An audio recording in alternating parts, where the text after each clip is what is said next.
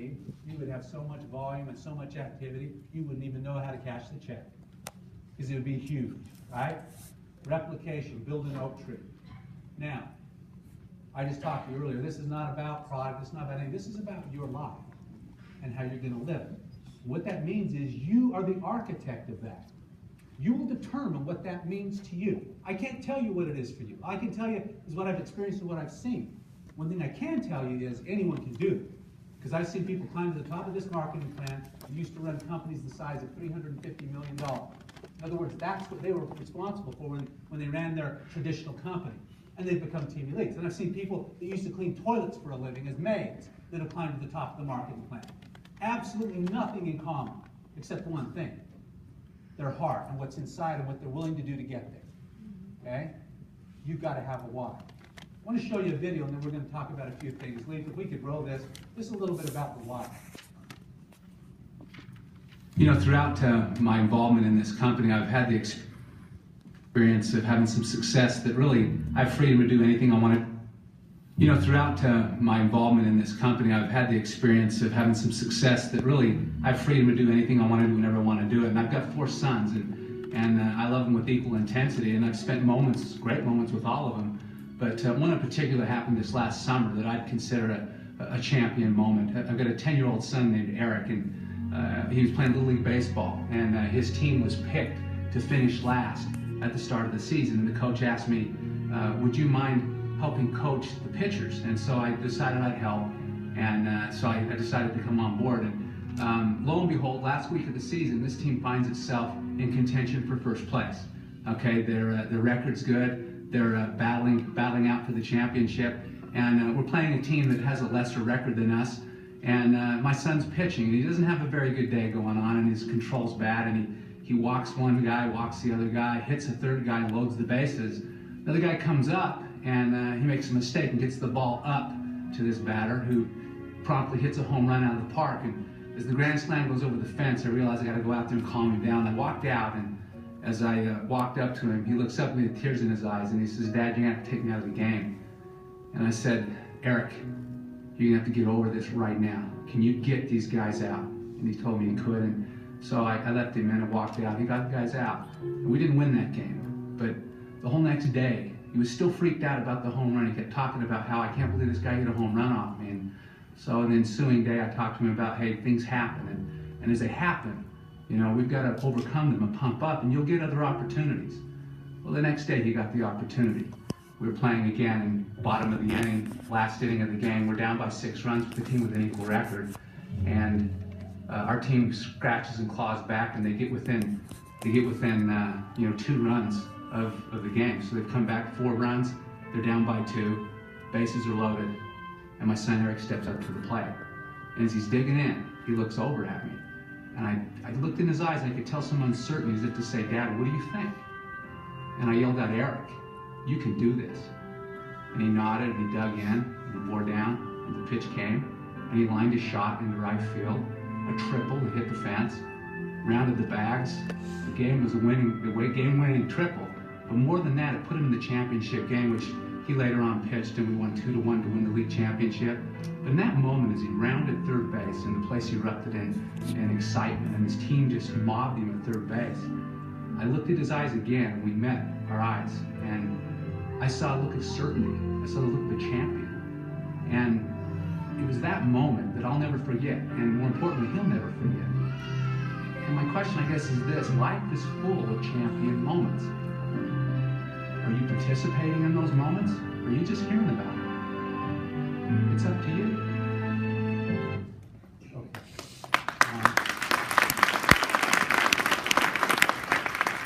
Some of you have seen that before and know the punchline. Those of you who haven't, this is not about baseball necessarily. Baseball is just the medium we're talking about here, and everyone pretty much has children, so you can understand what I'm talking about. Your why, and the important thing here is I was there to see it. Right? Too often I see where parents or grandparents hear about it through a third party. And it's not about them really seeing it themselves, it's about being there. Because who knows what happens if I'm not there, and he's uncertain about his belief in himself and what he can achieve. If I'm not there, and he fails, and I'm not there because I believe your failures are probably more important than your victories, because more can be learned from them, and that's where you grow.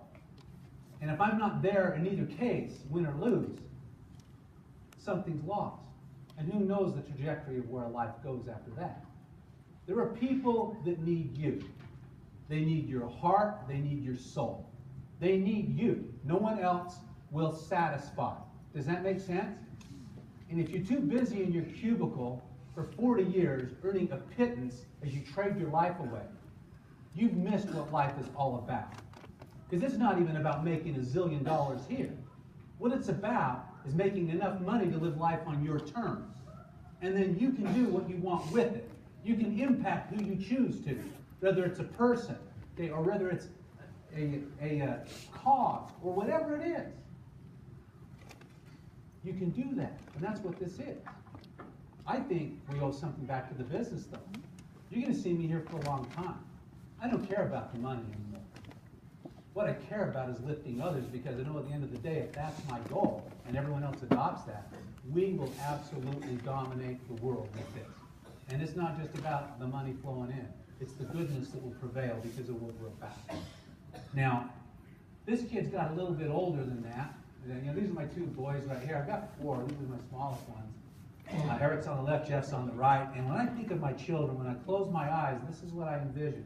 I don't envision, you know, older kids. I don't envision when they're babies. That's what I envision right there. I don't know why, but that's what I envision. And, you know, there's Eric. Man, he loves his mama. Tell you what, don't you tread on that. Okay? He loves his mama. And he's become something. You know, it's interesting. You see that video of the Little League thing, and it's funny how you fast forward. If he wanted to be a world champion checker guy, I would go to checker, you know, things. Or if he was an artist or whatever, we'd be there supporting that. But this is what he felt he had a propensity to do. I remember as he built and kept going, you know, there's a national team that gets selected by USA Baseball, and this team travels the world and plays other countries. He was invited on a team that went back to have that opportunity to try out. And it's a real screening process to get there. This team that he made, there's guys that are playing right now in pro baseball that didn't make the team. There's guys right now that are, you know, stars at D1 colleges around the country that didn't make the team. He makes it as an underclassman. And I know that's maybe a good thing, but it could be a bad thing, because I know what's about to happen. Gets invited back to Cary, North Carolina, where they start the selection process, and anyone who's anyone is there. All the scouts from all the professional teams are there, all the scouts from all the universities are around and junior colleges. It's combing with people. All right, radar guns are out, clipboards, they have all their garb on. I mean, there's a guy from Arizona State, there's a pro scout right there, they're all there. And this team that's been selected is like the team. It's the most talented team I've ever seen. And there's a kid on this team that can light it up. His name is Denton Keys. It's a freaking awesome name for a baseball guy, you know? And he's a beast. I mean, he's already thrown 3 no-hitters that year in high school.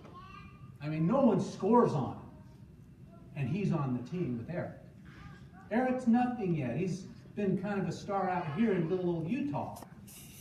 Right? I say nothing because this isn't the baseball mecca of the world. Some of these other places like California and Florida, maybe Arizona, these guys are the ones that play year-round in the weather, right? One thing you don't know is you can't throw year-round here. You know, that weather being an excuse. So we go back there. And I can tell he's intimidated because he comes back to the room and he's like, gosh, every one of those guys throws over 90 miles an hour, Dad. And I'm like, that's a pretty good team, man. I said, you're right close to that. He says, man, see the size of that Denton guy? And I'm like, yeah. So what? I said, listen to me.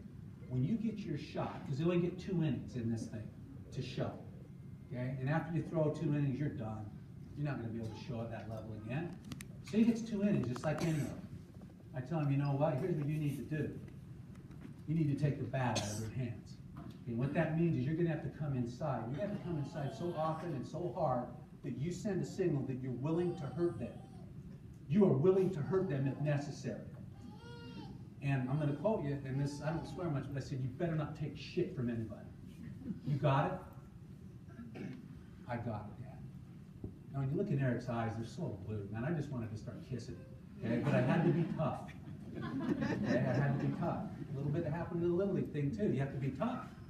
And so I say this to him, and he's looking at me, and I can tell he's starting to think that maybe I can do that. Well, he goes out, and sure enough, he does exactly that. He breaks 3 bats on these guys.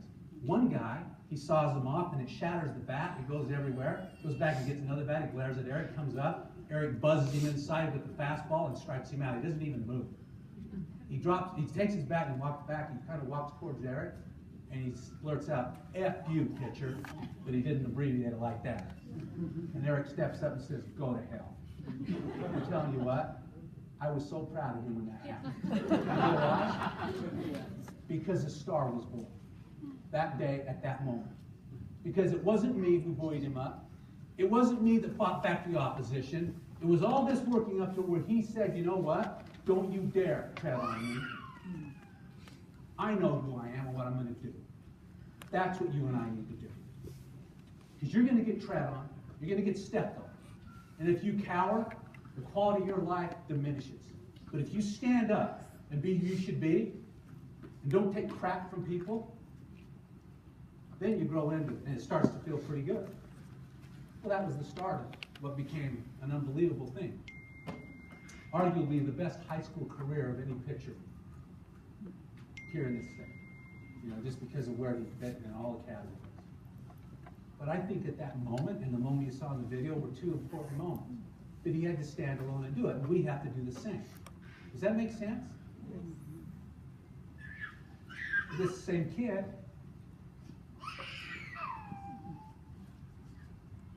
was killed on the 24th of March in a traffic accident.